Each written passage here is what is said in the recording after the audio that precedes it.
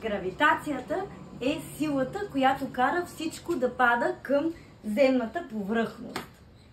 Тя е теглителна сила, която е присъща за всяка материя.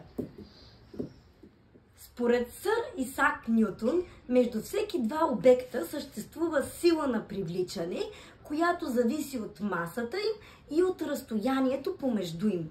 Затова, колкото по-голяма маса имат обектите, толкова повече силата на гравитацията е голяма.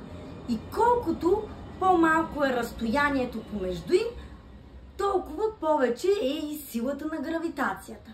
Затова Земята привлича към себе си обектите на повърхността и близост до повърхността й, защото има много по-голяма маса, да кажем, от нас хората, от дърветата, дори от Луната. Според теорията на Аристотел, колкото по-тежък е един предмет, толкова той по-бързо достига земната повърхност. Ето, ще погледнем дали това е вярно. По същия начин Галилео Галилей се е съмнявал. Така че ще вземем два обекта с сходна форма, лук и зеле, и ще ги пуснем, за да видим дали по-тежкият предмет, в случай зелето, ще падне по-бързо. Лично аз не установих някаква разлика. Тогава ще вземем отново два предмета. Единият е смачкан лист хартия, а другия камък.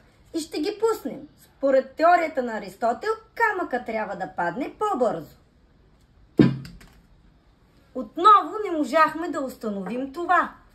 А ако вземем два напълно обекта с еднаква маса, само че единия в плоска форма на лист, а другия в топка, и проверим това. Топката падна по-бързо. Това е така, както е установил и Галилео Галилей, защото скоростта на падане на обектите върху земната повърхност зависи повече от формата, отколкото от тяхната маса. Защото се влияят от въздушното съпротивление, което е по-голямо върху по-голяма, когато формата заема по-голяма повърхност.